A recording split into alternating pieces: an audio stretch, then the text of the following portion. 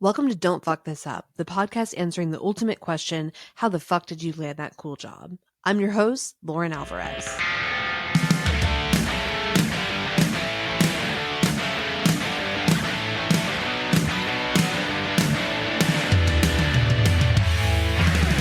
Today we are welcoming to the show Nu Goteh. Nu is a strategist, creative director, and a professor at Parsons. He's the founder and creative director of Room for Magic, a strategy and design studio, as well as the co-founder of Deem Journal, a biannual print and online publication focusing on design as social practice. Even before the inception of Room for Magic, or Deem, Nu's been making waves in the creative and lifestyle industries with top brands like Puma, Sonos, and Red Bull. Like me, Nu is a lapsed East Coaster currently based in LA, and I've had the privilege of knowing him in alternate roles, including DJ, a vintage furniture curator, and the last year, perhaps one of his most exciting projects yet, a dad. Nu, welcome to Don't Fuck This Up. Definitely. I think it's great to start off just how are you doing, for real? I am doing well. I am going through a phase of transformation which is me being a father. Other part of my life I need to converge in order to streamline, in order to open up more space for the possibilities and the wildness of fatherhood. And maybe not sleeping. So totally. Yeah. And I just saw your wife just posted that your daughter is now 7 months old. Yeah. Amazing. Yeah. So amazing. Yeah. She just learned, we flew to the East Coast. It was her first flight, and, it was nerve-wracking because you don't want to be that parent with the screaming child on the plane. And so the flight there, she was an angel. She slept, she woke up, she cracked a couple of jokes, everybody laughed, it was great. And then while we were on the East Coast, she learned how to scream. She just learned how to scream and use her voice, and she just screamed and looked at everyone, and we're like, what? And she's like, oh, this feels good. So then I was like, oh man, the flight back. Yeah, she just learned how to scream. What does this mean? What does this mean for the flight back? But she was good.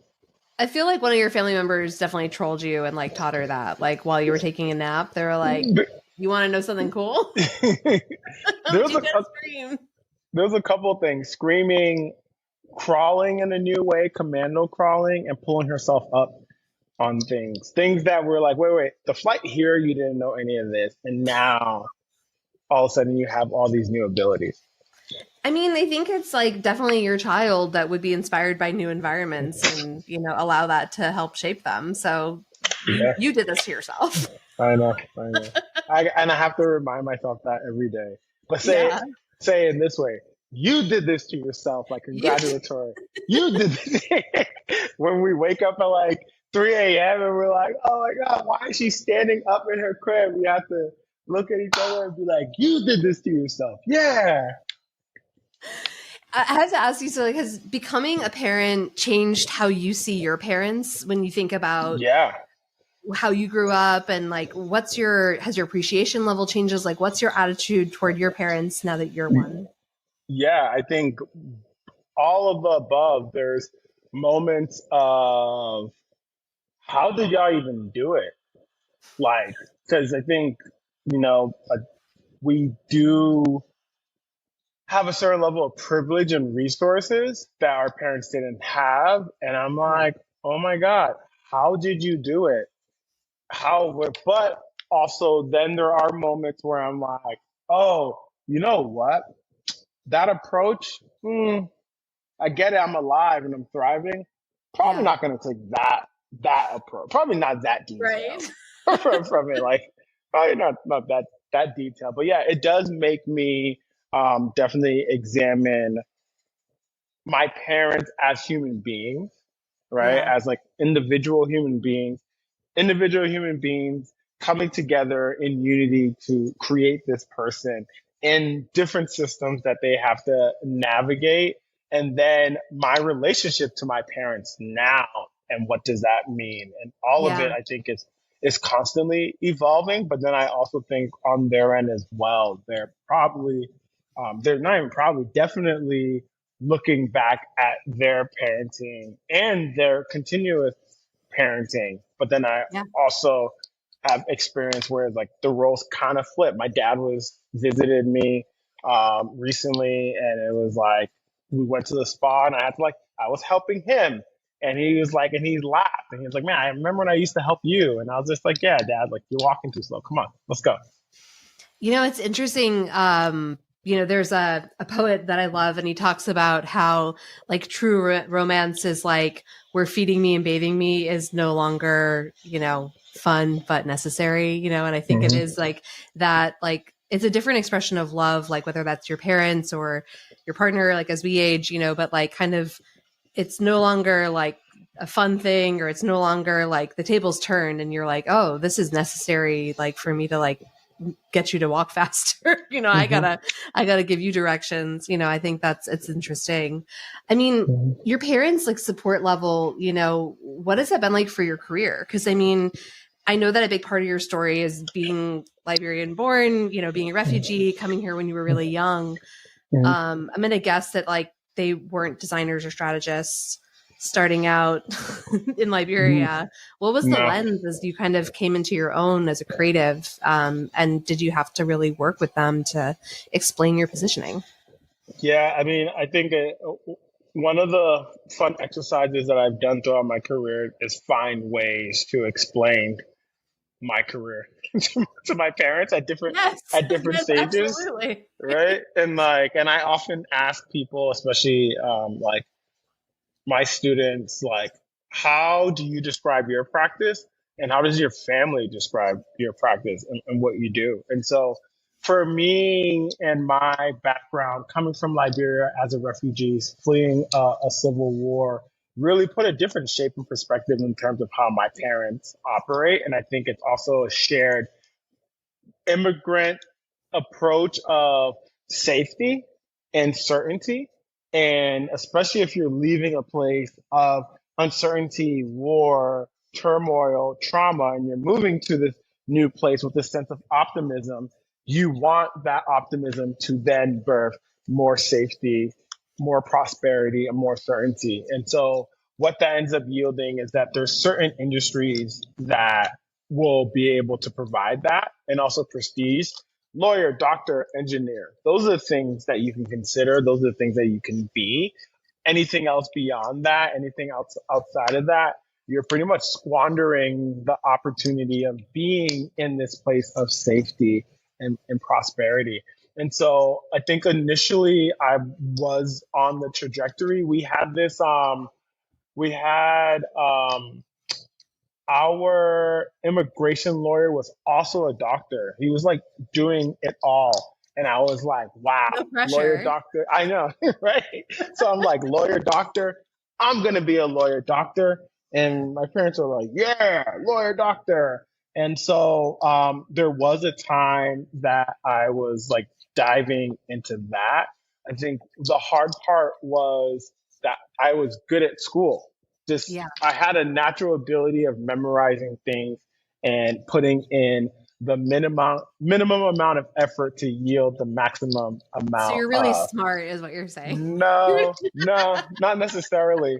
My report cards will always read, "Nu is a B plus student. With a little bit of effort, he could be an A student." And what that meant was I knew what I needed to do in order to get what I needed, but I always had other interests outside of school. I Yeah. always, whether it was music, art, skateboarding, fashion, like I always had other interests. And even though my parents weren't too encouraging of my other interests, I always invested and saved time and space for that. So by the time I made it to college and I was entering into, I was taking prerequisite programs to go into medical school. So UMass Worcester, Yeah. shout out to the UMass system. UMass Yeah. Worcester has a medical program. So my dad's like, UMass Worcester, you're going there.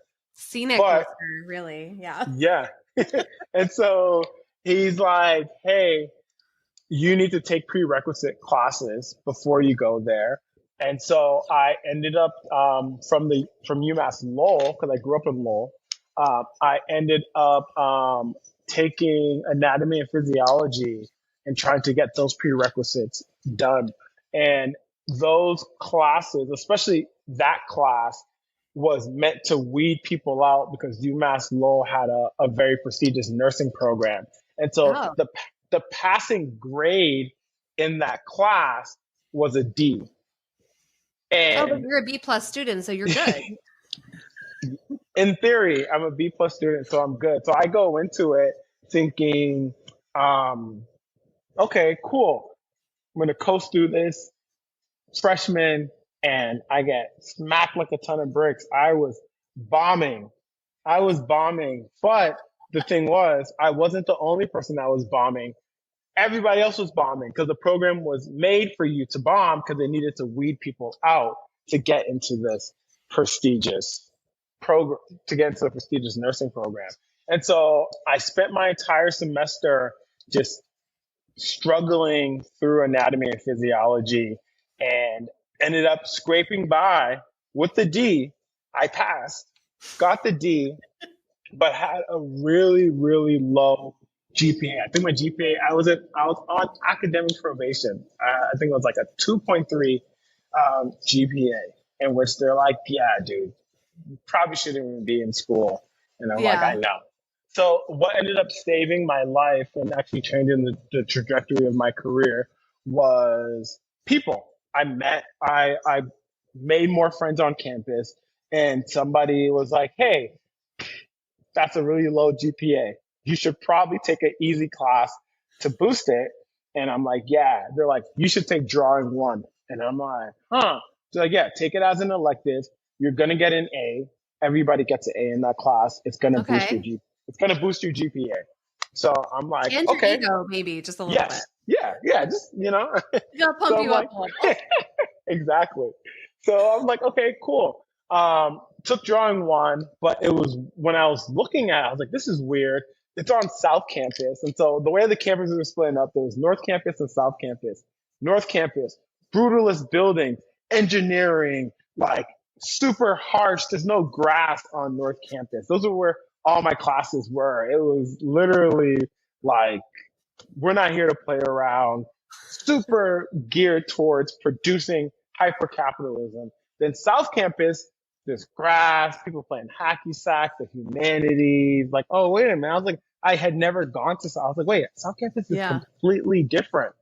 And the class was at 6 p.m. and it was a 3-hour class. I was like, this is weird. I had never had a studio class because I didn't need to. But I get there and I quickly realized, like, oh, okay, I'm going to sit here for like 2 hours and draw. Like, they're going to show us techniques, still lifes.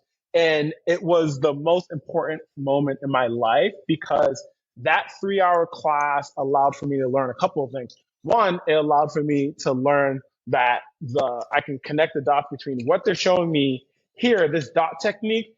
The reason why the basketball's there in the still life is I'm supposed to actually leverage this technique I just learned to do that. I wasn't the best drawer, but what was most important was it gave me enough time to be introspective, to really start to think about how I was learning and how my brain was functioning. Because what I realized was my brain was no longer, because I was like, man, am I becoming stupid? I must be becoming stupid. But then I was like, no, my brain is no longer geared towards memorizing, which was high school and everything, where you could just memorize things. And also that's what anatomy and physiology was you memorize body parts. But what I realized I was way better at, and through the drawing class, was if you give me the technique, or if you say, here's A and here's G, you figure out how to get to it, that my mind was much better at thinking that way, solving problems. So then I realized, you know what? The doctor thing, probably not going to happen, especially the way how my mind right now is taking in information and synthesizing that information. And so that was the deciding factor that liberated me from being the best immigrant child I can be, and saying, you know what? I'm going to be the best myself I can be, and which then translated into me going into marketing. And that was purely because I didn't want to tell my parents I was going to go from being a doctor to being a graphic designer. I was like, oh, business is in the middle. People Yeah. can respect business. Shout out to all the graphic designers out there. Yes. Had to tell their Yeah. parents at some point. All right. I Yeah. pivoted. Yeah. And so, I mean, they weren't the most excited, but what ended up helping me out tremendously is I have my Uncle Samson, who used to be a chemist and spent years doing chemistry in Liberia, and one day decided that he just did not want to do it, and then ended up becoming like a career coach, a marriage counselor, and then started working in the government. And my dad really, really respects his opinion. He just happened to be, he stayed with us because some NGO sent him to the United States for some conference. I told him where I was, and I think he spoke to my dad to get off of my case. And then my dad was like, all right. And then I went into marketing. Shout out to Uncle Samson. I mean, I feel Yeah. like, I think it's so interesting because I think like a lot of people need that person to kind of say, hey, it's okay. Like, you don't have to be this thing, but we set out with like a prototype in mind of like, what is success? What does success look like? How we get there. And I think sometimes we get so caught up in what that image is that we never look in the mirror and say, hey, does this like fit my vibe? Is this who I am? And I think it's really incredible too, just like sitting in that class. I mean, I'm curious too. It's like a 6 p.m. class, 3 hours, you know. Did you learn differently at that time of day? Did you, you know, experience things differently? Did it change your social life, or did it make you like more aware? Well, I mean, it gave me more permission to play, Yeah. in which I think play is super important in learning and development and creative practices, in which other moments didn't afford me that time or that opportunity. And so it was unique in that aspect. And that really helped me to just be able to shape what I wanted for myself, right? Actually being able to sit with myself and sit with my thoughts and I'm drawing, I'm listening to music, and I'm thinking consistently. And really, it gave me that opportunity. Yeah, I mean, and I think like, you know, thinking about school and thinking about the education system, I mean, I have my own thoughts and feelings about like where it isn't always the best thing. Like not, you don't need necessarily to have a degree. What's maybe to you, like what's one of like the biggest misunderstandings that people have about, you know, the needs to have that educational foundation, if any, going into like a creative field, going into wanting to be a strategist? Like, do you need an MBA? Do you need to have that structure for education, or what's your recommendation and lens on that?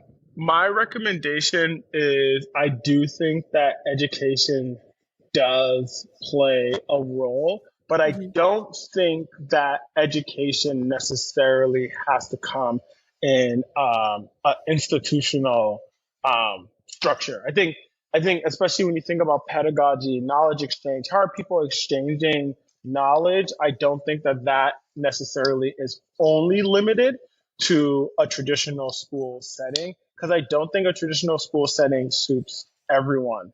But what I do think education is good for is structure and resilience, in terms of it teaches you delayed gratification, and which is helpful in every instance because it teaches you. One of my biggest achievements in undergrad, and now this is somebody who also is like a professor, I teach people, but one of my biggest achievement in undergrad was orchestrating a huge network of people to cheat in accounting.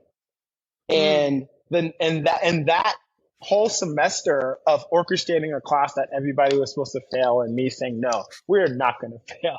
We are going to get we're going to get through this.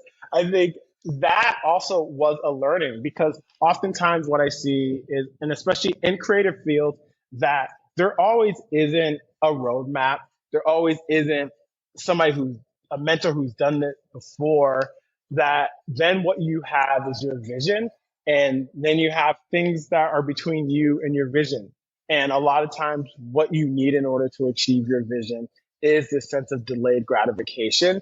And school is one of the best ways of getting that, because you're like, oh, I need to pass this exam so I can graduate. And I am not going to be able to cash out until I graduate. So I'm going to do everything I need to do up until that point, in which I feel like that in itself, I can usually I can usually see when I'm working with someone if they have that ability of postponing gratification in order for us to achieve the goal. And usually that can be tied at times to like, okay, well, how far did you go within a formal Yeah. education? But the caveat, not everyone operates that way, and there are people who operate outside of that. Yeah, I mean, I would say like even as someone who has operated outside of that, I definitely have, I think, respect for the structure and the, foundation that it can give. Like sometimes working within that, sort of obstacle course can be really, helpful. And also it gives some real world context. Ultimately you're going to be in a class and there's going to be somebody who's better than you. Just get over it. And as soon as you get over that, then you're like, okay, I don't have to be number one. Like, let me figure out like, where do I fit into this ecosystem? And so I think like learning those different environments, learning ecosystems is really important. But then also like not worrying about like, if the professor isn't your biggest fan, you're going to have a boss someday that's not obsessed with you. It doesn't mean you're not going to do well, and I think like just learning those nuances in that environment really can prep you for the real world if you're open to it. Yeah. And I mean, even the class that I teach, I try to embed that in the class, in which I had students who were like, they got an A minus, and they'll come to me and be like, what do I need to do to get that A? I'll be like, I'll tell them, I was like, if you need to ask me for an A, you're missing the whole purpose of the class. Yes. I was like, if that's what you're concerned about, you're kind of missing the purpose of the class. And you're like, as a former B+ student, I would be stoked. What is that? Yeah. Like, because then I'm like, oh, then you kind of validated that maybe the A wasn't what you deserved, because if you did deserve, you would realize that the A there's no there, right? And I think one of the traps of formal education is that it's judged so linearly that the end goal, there's an end destination that's very finite, and that then you obsess over working towards that. And then you don't realize, and as cheesy as it sounds, you don't realize that it's the journey that you should be paying attention to. It's the process that you should really be manufacturing and manicuring for yourself, and not necessarily what the professor then will assign a value to you checking boxes. Yeah, because then you just get really hyper focused on the like box checking and like what creative is known for checking boxes, like not any that I can tell you.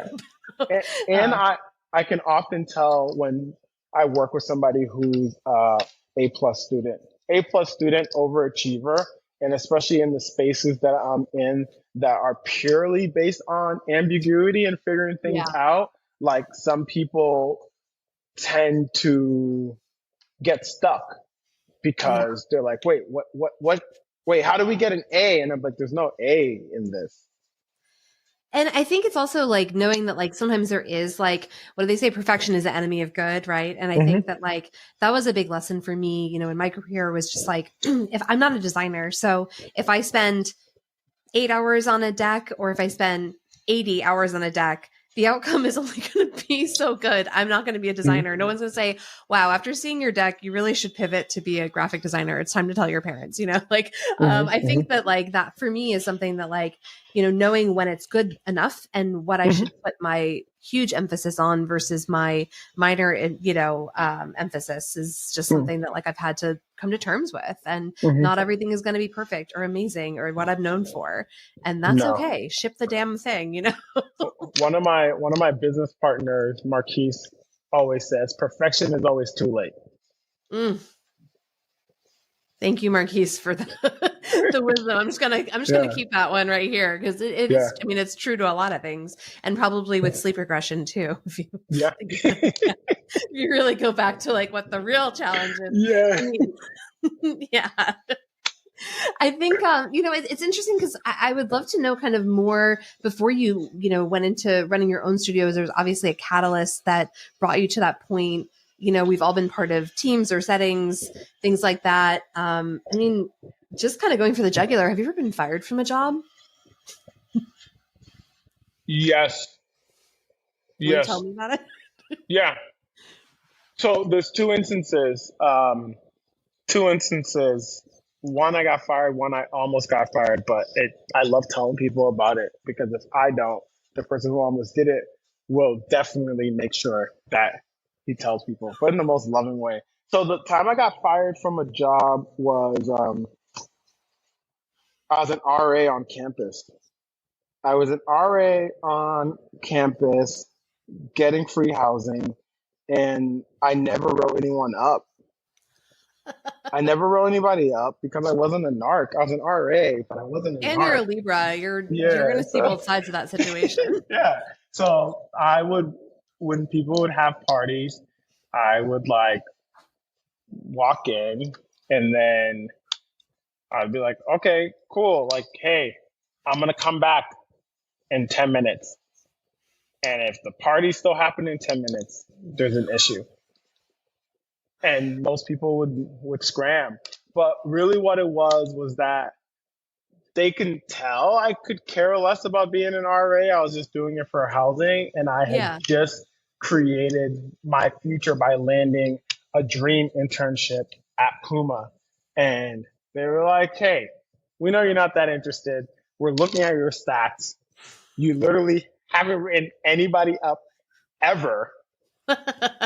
like, like, what's up? So, and I was just like, thank you. It just freed up more time for me to invest myself in the internship at Puma.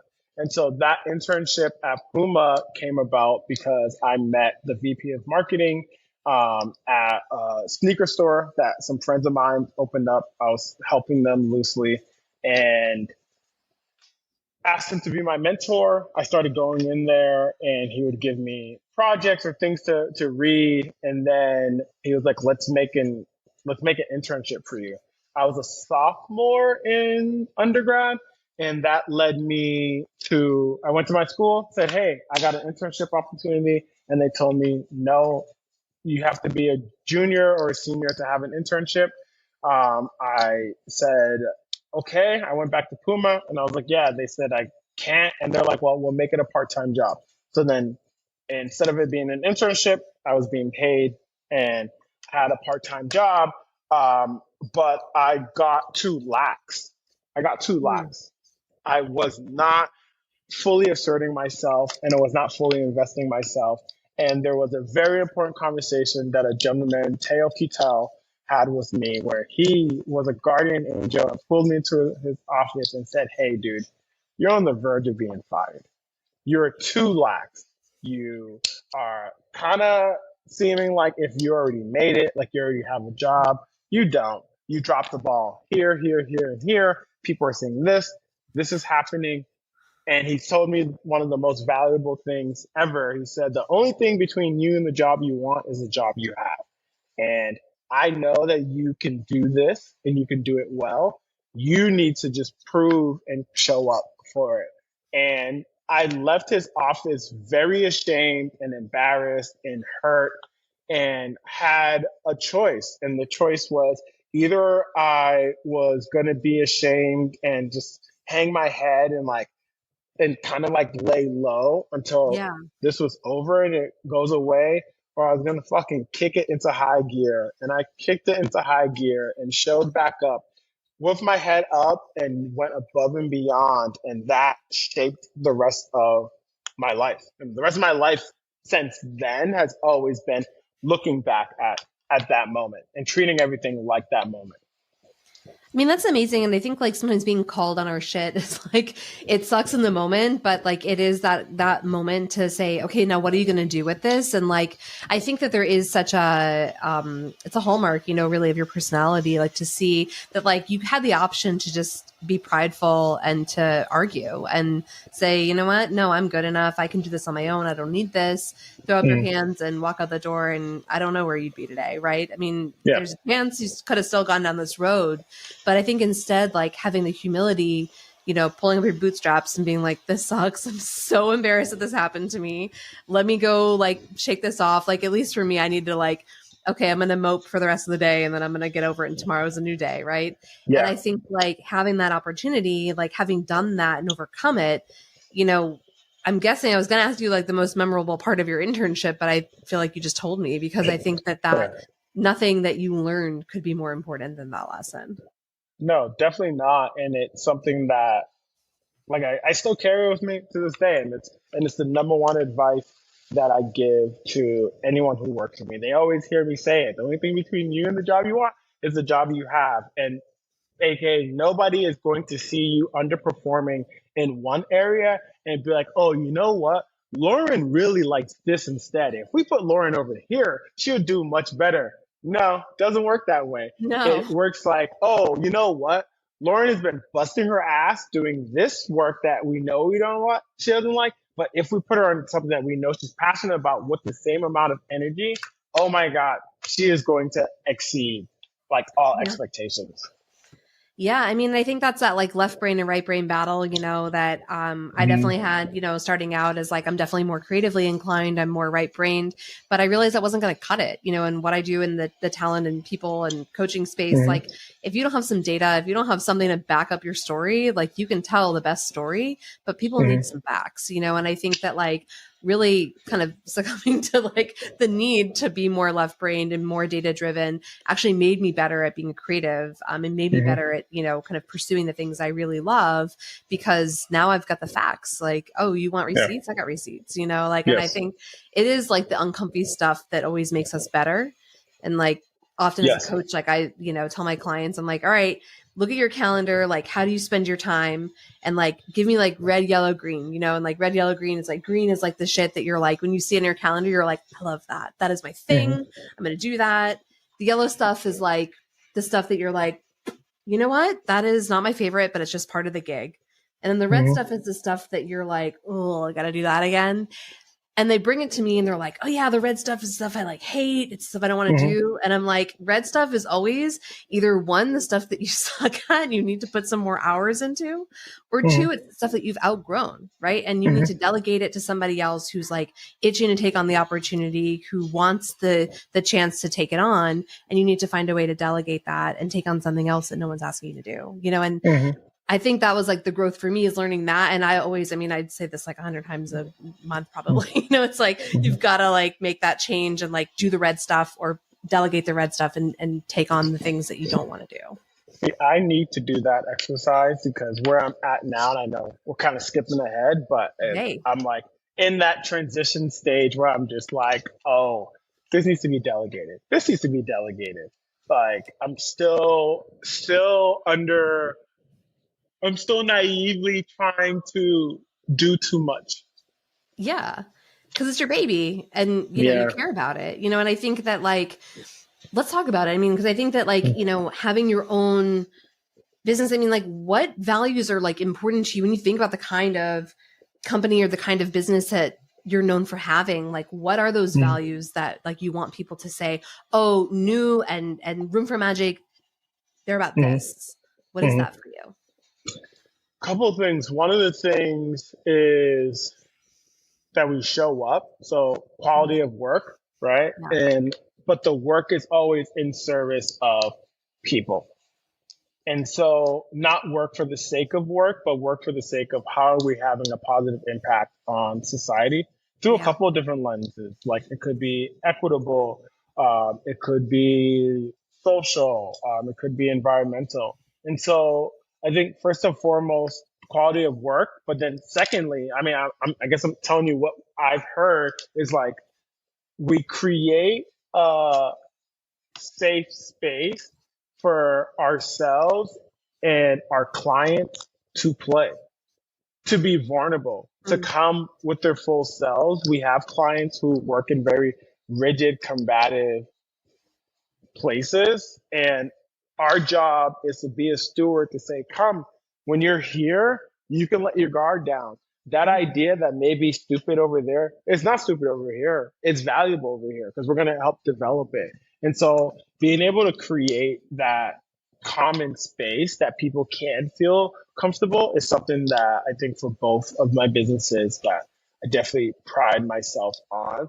I don't think I'm perfect at it. I don't think we're perfect at it. And so then what happens is when you have people who believe in an ideology that is trying to create a post-capitalistic society, that is trying to make more space for humans, that is trying to make more space for everyone to think progressively about how they work and how they show up. You throw COVID in there, you throw working remotely in there, you Mm, throw sometimes people, the delayed gratification thing isn't there. Then there's moments where I'm like, oh, wait a minute, wait, are we not holding people accountable? There's no, wait, we say we're going to deliver this on this day. It wasn't delivered. So now what happens? And it's like, okay, well, we could use like nonviolent forms of communication to talk through this. Or I could just say, why didn't you execute what you need to execute? yeah. And how are we going to fix that? So there is this tension of like, well, how do you build a business that has an ideology that puts humans first, Yeah. but yet can still produce at the level that we need to in order to even exist? Yeah, and I think it's interesting because when we talk about like scaling and we talk about companies, we often kind of skip over the fact where it's like the prioritization and delegation, as we said before, of those things, but also figuring out like what do we need to workshop and what do we need to let go of? Because I think sometimes we oversolve the problem at hand, or we are trying to solve for too many things at once. And so I think like thinking about the prioritizations that come up, the opportunities to like say, what do we need to focus on right now versus 6 months from now, 12 months from now? And then as leaders being able to look ahead. And that's like where probably it feels uncomfortable for you, which like you alluded to and we'll dig into. But I think it's like when you do have those things that are red on your calendar and you're like, oh my God, this again, it interrupts that pursuit of maybe those other goals, at hand. And so, I mean, talk to me about with your businesses, like what does growth look like for you in an ideal setting? What is scale? What's next? Yeah, yeah. So my business is split into two. There's the studio, Room for Magic, a community-centric design studio that instigates equitable exchange, ranging from us doing strategy and research all the way to doing creative. Um, that could be graphic design, that could be web development. Right now, a lot of people are super excited for us to create websites for them. And I'm like, okay, cool. We'll create you Great. a website.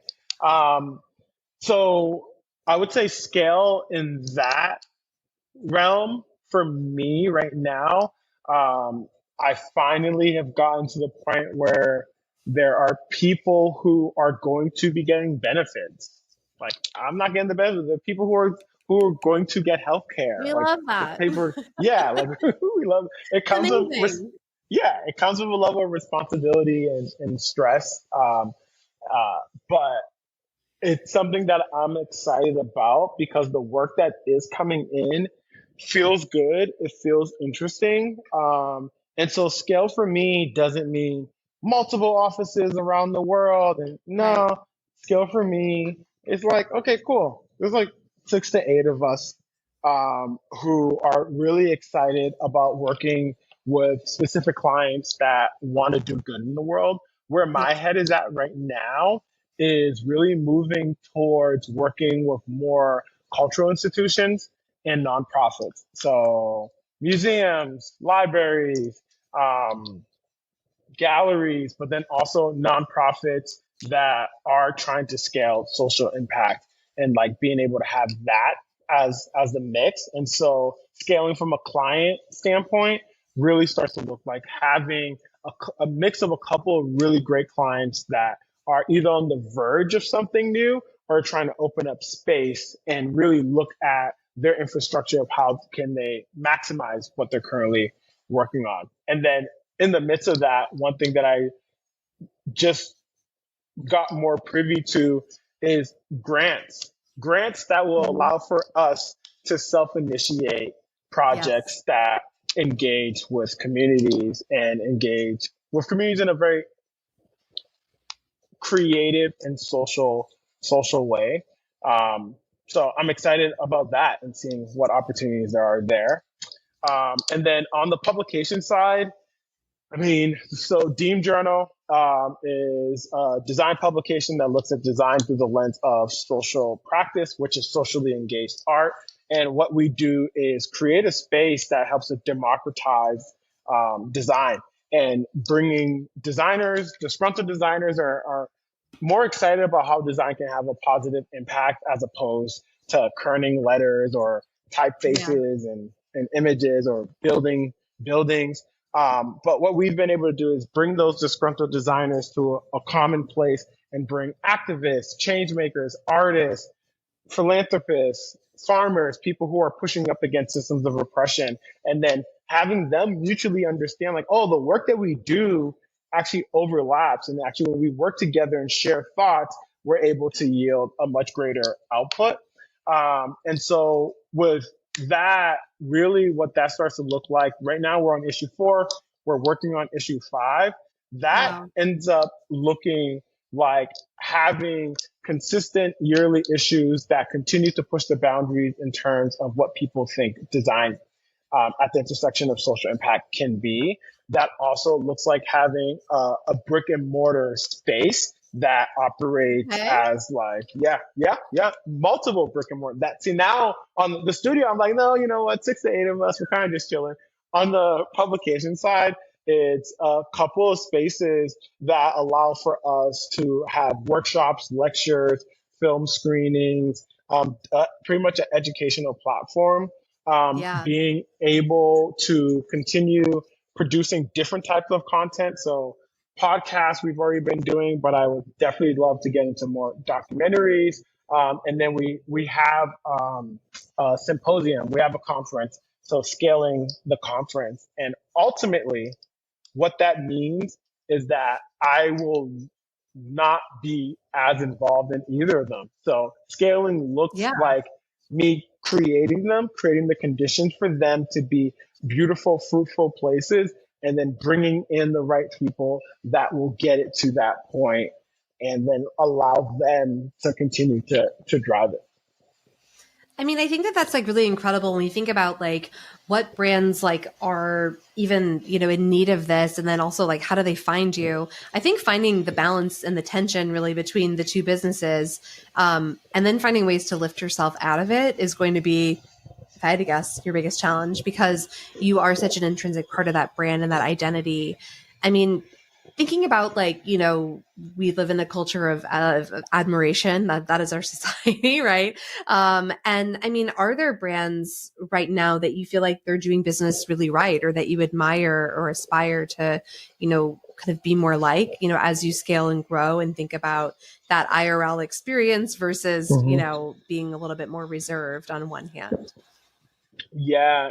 Ultimately, if I was to combine it all, it would be more of like a Ford Foundation. It would be Mm, more of a foundation that supports the humanities and really gives resources to other people who have great ideas. So if I was to like let y'all all in on like the ultimate goal, the reason why I want to lift myself out of these of both of my entities is so that then I have the bandwidth, but also the resources, capital, and understanding of how to be able to take an idea from inception and get it to maturity. And then I want to be able to replicate that in other amazing people and amazing ideas that probably wouldn't get that opportunity.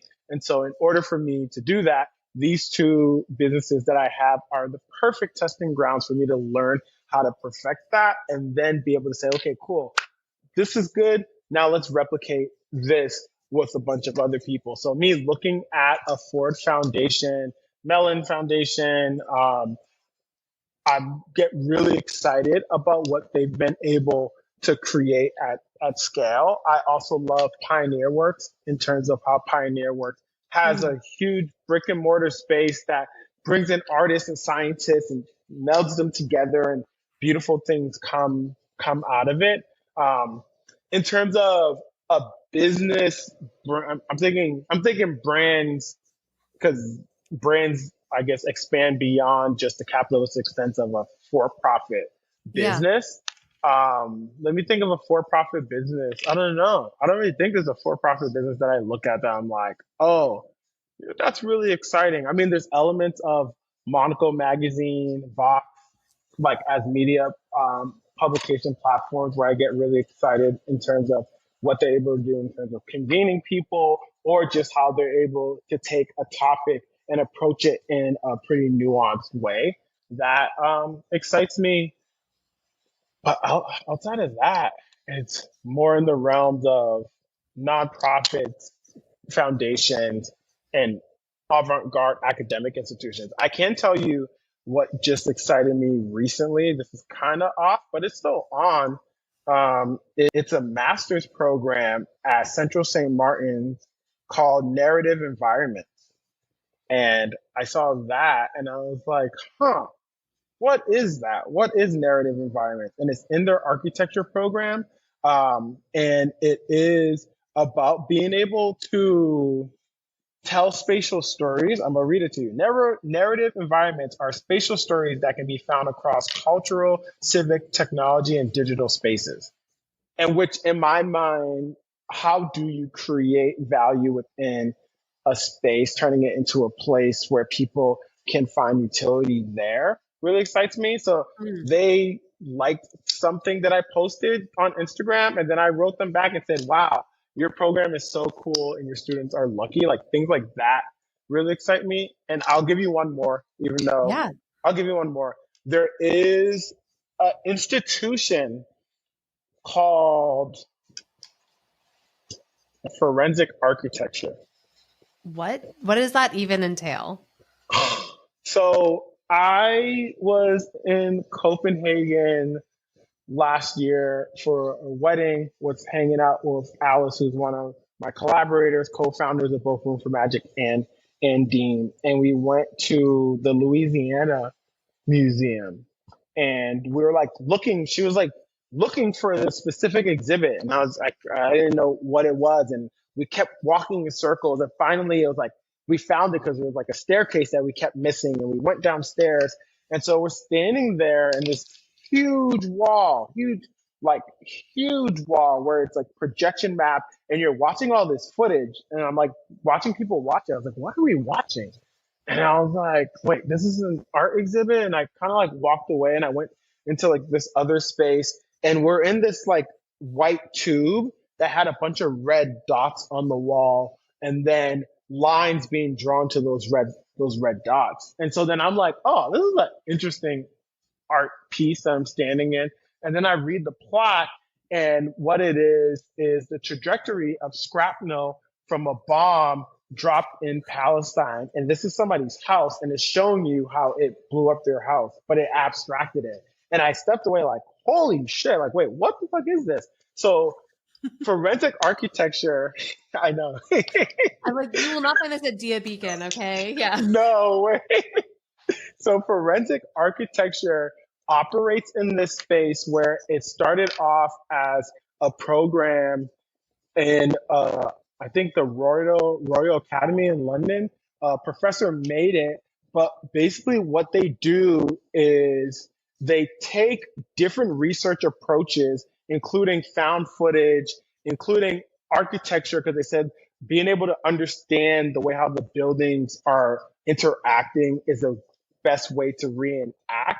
And what they end up doing is working for NGOs, nonprofits, to be able to reaccount moments of oppression from governments, from like whoever. And so their work really scales different types of mediums. So one piece that we saw was you're standing on this catwalk and you're overlooking a life-size replica of multiple rooms. And then and they're using projection mapping to show people moving through the room. And then when I looked over at the screen and I'm reading the plaque is, oh, this is reenacting a journalist being murdered who was covering this like specific thing. And it's showing you, oh, if this person was standing here, then this person came in at this time. And so it's usually when you watch the news, right? Yeah. When you watch the news and you see reenactments of things, they do that work, but they get commissioned by nonprofits in order to do it and really look at the intersection of oppression from the government to just civilians. But what's super interesting is that they also present their work in art context, even though they've been awarded some of the most prestigious like art awards that they've turned down.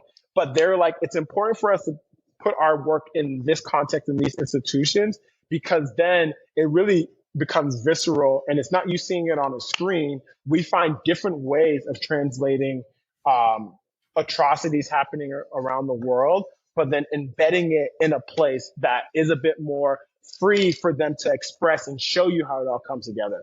So yeah. Yeah, I mean, I think that when we look at kind of larger scale problems as design problems, oftentimes we can remove some of the bias that we have in our more critical thinking brains, and we can, introduce design standards and theories and actually, eliminate some of those biases. And when it comes to, the more humanitarian side or government oppression, looking at that through a design lens is going to help to remove some of the deep-seated emotion that it's like pretty impossible not to feel when you're, hearing about a journalist being murdered for covering, a civil war, something like that. And so I think that is really remarkable, and, kind of yet another hallmark of like why design thinking and design theory is incredibly relevant, way outside of little apps on our phones and the things that we like to see in the wild. Super, super interesting. You said the word culture, and I wanted to go back to that because it's such a subjective word. And I'm curious, when you think about company culture and kind of what does create a good company culture, what is a good company culture, whether it's how it is today for you all or what's aspirational, how would you define that? I had a Post-it note. It's not on my desk anymore, but it basically said the culture that I want to create is a culture that people are comfortable failing in front of each other.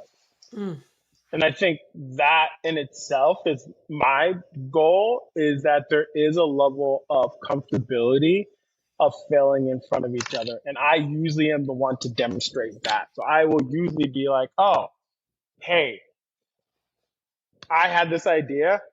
Bad idea, y'all. So here's how I played out. It wasn't a great idea. Let's go back to the drawing boards. But really what that starts to do is invite a level of thinking that allows for risk taking, but then also, for lack of better terms, taking like the scientific method approach, where it's like, we have an hypothesis, let's test it and let's see what the results are, and let's iterate on it.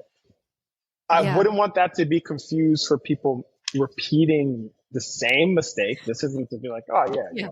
Don't. But what it means is that we all have a shared openness that we can take chances. And we do all care enough about each other, and we are invested in each other, that your mistake doesn't then define you. Yeah. And I think like vulnerability as a leader, is one of the most important qualities. If I was to describe like myself as a leader, like, body part, I'm the heart. Sure. Absolutely. Like, I'd like to say I'm the brain and I'm like super analytical, but at the end of the day, like, I'm all feelings. I'm totally mushy, but not in a sense that like I don't have boundaries. It's more so in a sense that like I will be honest about my own shortcomings, and hopefully creating a space where the team feels like, okay, it's okay. I struggle sometimes with the safe to fail environment, right? Thing that people tell us, because safe to fail, it's not about failing, it's about learning, right? It's like, almost like safe to like learn, do it one time and then don't do it again. Yes. Yeah. Let's discuss it. I think for me, it's less about because I don't want it to be confused with the fail fast and break things. Like it's definitely not Shoot that. First, apologize later. Like we've heard all those like things are supposed to be cute. They're very violent usually. No. I am saying that we are all invested in the work and invested in each other equally, that there is a comfortability that people have, and that there isn't this angst that you have in terms of when you're presenting work and you're so precious with it. So oftentimes on the studio side and on the publication side, but specifically on the studio side, we bring in freelancers. And so especially it's interesting when I bring in strategists. Oh yeah. And I mean, I come from a strategy background, so I know what I'm hiring them for and what they should be doing. But what I've heard time and time again is they're like, wow, I've never been in a space that like I can show my work like this early on or this raw. Cause I encourage, I was like, hey, but I don't intrude. I usually am like, if you want to share with me, I'm here. Like, and it's like a judgment free zone. I think that is something where most people are used to having to have everything fully baked 150%. And I'm like, no, like, let me see where you're at 65%. Maybe I can help to shape it. Maybe I can't. But I think having that openness is very important for me for a culture. Yeah. And also like nothing like doing 150% of the work and then realizing you've got to throw in the trash can and start over. Exactly. So it's always good to check in on the way there. Exactly. I did want to add another thing that's super important is and it may sound cliche, it's always like learning mentality. And so not everybody on my team comes from a specific background, but everybody has a curiosity and they want to learn. And one of the things that we are implementing pretty soon is that we're all taking online course together, and we're Nice. all like finding the course that we want to do. My vote is that there's this really cool course about writing a curatorial description for an art show, for an art exhibit. Amazing. And I'm like, we should all take this and just learn how to write for our own fantasy art exhibit. And so I think things like that is definitely something. And everybody on my team is like, yes, I'm down. Let's do it. And I'm like, awesome. This is a great team. Thank you. Your team sounds like the best team. I'm like, everybody should work on a team like that. That's the career aspiration people want coming out of like listening to this episode. You want to aspire to work on a team like Nu's team, like where people are showing up and putting down like hard work, but also like caring about each other and wanting to learn new things. I think that's the energy. We're not perfect though. Just Don't a disclaimer. Being perfect is very overrated. Very overrated. Well, I can't believe like we're coming up on time. I mean, I'd love to, ask just, a couple of things like where can people go to learn more about you and the work that you're doing? You can go on www.roomformagic.com. We have some of our case studies there. We have some of our philosophy and thinking there. We have an Instagram. We haven't posted yet. We just don't know what we want to post and why would we post. We need to figure that out. And then deemjournal.com, DEEM journal.com. That's the publication that has a wealth of knowledge in terms of us publishing digital stories. And you can also buy our issues there. And then the Deem Journal Instagram, which is much more active than it's popping. Yes. Yeah. And that Deem Journal publication is like such a beautiful piece to have in your house. It's a conversation starter. I have ours on our coffee table usually or in my office. And it's like, people are like, what is this? And it's photographically beautiful, but it's also really thoughtfully written. Can't encourage it enough. And that was not a paid sponsorship. That's just my own fandom. What can people expect from you next, Nu? I mean, you're busy, you're doing things. Like what can we expect out of you next? Let's see, what am I doing next? I'm doing a lot of traveling. I'm doing a lot of talking. If you like the sound of my voice, there's more opportunities to hear me talk. What else? Surviving and thriving and trying to raise awesome daughter and getting back into CrossFit and trying to stretch. I'm not stretching enough. Yeah. So I would say the best things that I'm excited to put out pretty soon. We're working with a nonprofit called Art for Justice Fund, and we're creating them. They're spending down, and they're creating a memorialized site of all the work that they've been doing. So if you are following me, Luther Vandross on Instagram, between that and the Room for Magic, Instagram, we will be posting that work pretty soon once it's completed. Super excited and proud about that. And then on the Deem front, issue 5 we're working on right now. That's going to be really dope.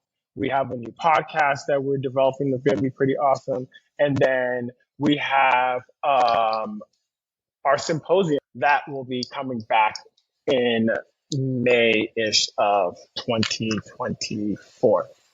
Amazing. Well, we will certainly keep our eyes peeled on that space. One final thought you want to leave our listeners with before we go off on our afternoons? Yeah. Something I epic, guess you know? it doesn't have to be epic. I think,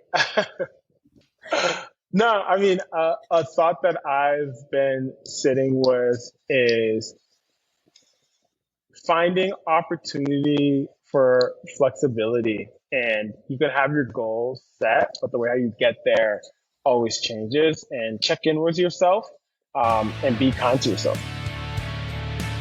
That is beautifully said. I could say nothing better.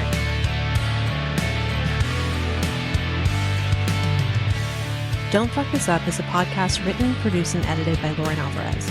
New episodes dropping every Wednesday. Be sure to follow, rate, and review this and every episode. And until next week, please keep it together and try your best not to fuck this up.